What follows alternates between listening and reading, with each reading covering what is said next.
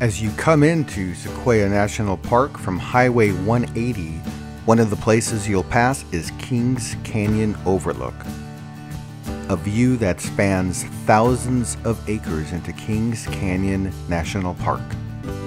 It's a nice place to pull over and take a moment to admire the magnificent views of the Kings Canyon down below.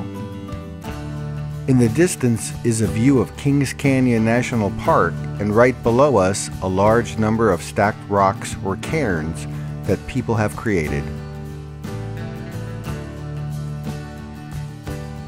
I made my contribution to the aspiring rock formations. I was here.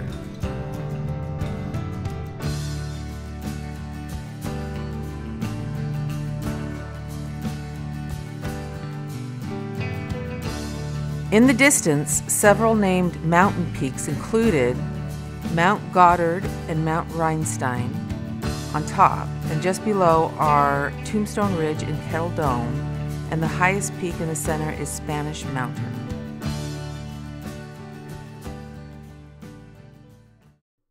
Apparently it doesn't show up on the main maps, but a ranger told us that right across the way from the Kings Canyon Overlook is a recommended hike. It's the Buena Vista Trailhead, and we're heading that way now. We're gonna do a little exploration.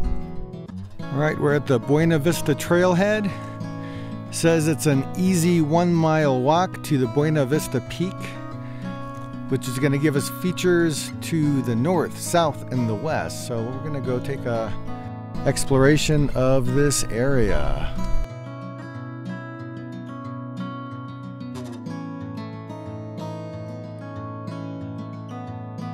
The Buena Vista Trail leads you through a mixed conifer forest and wildflowers and winds past giant granite boulders.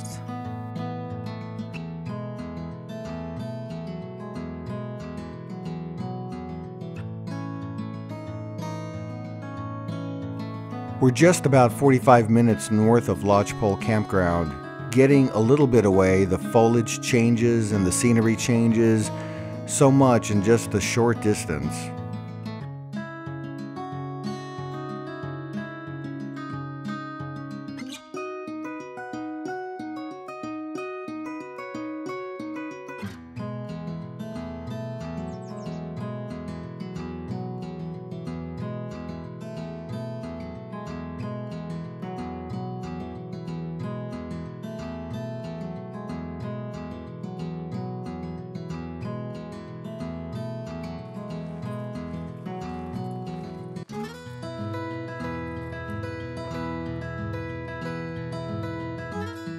We made it to the furthest point of the trail, just about a mile walk one way. The first half was fairly easy, the second half had some incline to it. There's an elevation gain of 400 feet on this hike. Not too bad, but you'll exert yourself some more on the second half.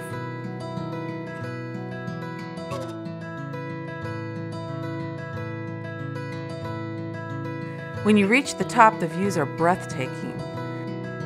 Below is Redwood Canyon, Sierra Crest Summits, and King Canyon High Country. From this angle on top of Buena Vista, you can see the High Sierras. The high peak in front of us is the Spanish Mountain. It's immense. When you're at the top of the viewpoint here, it wraps around in a semicircle, providing views from the east to the north and to the west. If you keep looking toward the south, you see that the views just wrap themselves around you. Absolutely incredible views. And it's a nice place to take some time and just admire the view. Buena Vista, a good view, a very good view.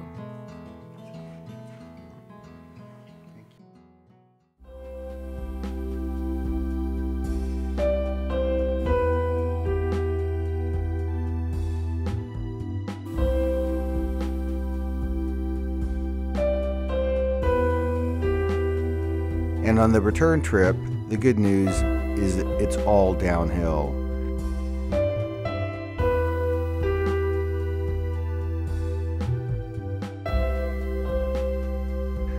Just remember, in Sequoia and Kings Canyon National Parks, there's so many trails. This is just one of the many options, and it was a new experience for us on this trip.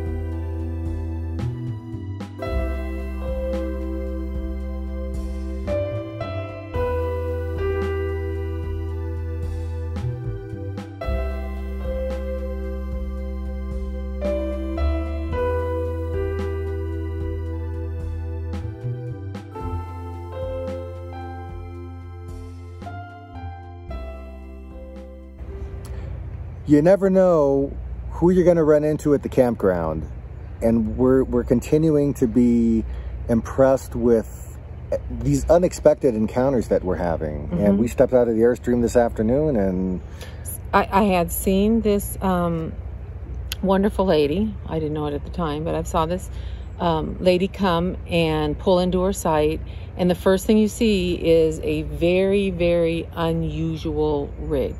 It is completely self-made from pieces of plywood, from not aluminum, but the roofing aluminum, and it's painted a certain color, and it's got these flowers painted on it. So she really stood out. Mm-hmm. And we decided that we were going to step out, and we caught eyes, and she has this beautiful sense about her, and she just starts talking to you, and she's just real, and you know, she's just who she is, and you just get it right away. You just know it. And we went over and we talked to her, and she is a full-timer in this tiny little house that she has built, or other people have built, but she has purchased it and lives in it. She's been doing it for almost 3 years now, and it's just her. She's a grandmother. She said that she has 2 daughters and she has 3 grandchildren, and she had raised the grandchildren, and when that was all done and the grandchildren got to of a certain age, adulthood, she decided that was it, and she took off. She said she always wanted to travel. She was learning different languages in order to travel, but life didn't turn out like she expected it to. And she's out here now at this beautiful park, enjoying every moment of it. And being so appreciative for where she is. I mean, she's got a site not too far from ours, but within walking distance of the river here at Lodgepole. You can't almost have a more beautiful setting, and it's encouraging to find, when people get here, just being so appreciative of where they are. She did mention that most of her time is spent at BLM lands. And you know, I just finished about a week ago or so getting through the book Nomad Land, which she referenced during our conversations. And she was actually testing the community, I think. I think she wasn't sure, you know, which direction she was going to go with this when she first started out. So she was a part of that community and found more of a sense of, you know, I need to do this my way, and I can't really be in a caravan of people doing it somebody else's way. I need to have my own schedules and my own way of doing things. So she I don't think she broke off from them, but she just kind of went off and started doing things her own way. But her lifestyle, and I think admittedly so, is like an example of what is encountered in that story of the Nomad Land. And we don't always get a chance to meet people who live that way. We do from time to time get a chance on YouTube to listen to people's stories who are doing full-time RVing, but the ones we typically watch on YouTube are different than this type of story. So it's just interesting to make that connection and hear how life is going for somebody like this, and just hearing this lady's positivity though. You know, she's painting these affirmations inside her trailer, incredibly positive outlook on life. Yeah. It tells me that, you know, there's so many different people in this world with so many different life stories, and not one is right for everybody. There's, you know, there's no plastic mold that everybody's supposed to be in. And she has made these decisions in her life, and she has been happy with them. Even some of them that are hard, she seems to say, well, that's the way it went, and now I'm gonna move on to the next thing. So that's the kind of attitude that makes you stop and think about your own life and think, you know, you need to appreciate every moment. Yeah, I'm still trying to figure out my life. Yeah. One of the things about Journey is that she was very open. She's a very open person, and she said, oh, come on, come see the rig. And so I stepped inside. I know you didn't get a chance to really see what was going, you know, because it was just one door. Yeah, I peeked in. Yeah. And she had it set up where she had her stove, she had her refrigeration set up, she had shelving with all her stuff. She had a solar panel on top too. Yeah, she had a solar panel. She had curtains that kind of made it 2 rooms. She was very, you know, trying to make it homey.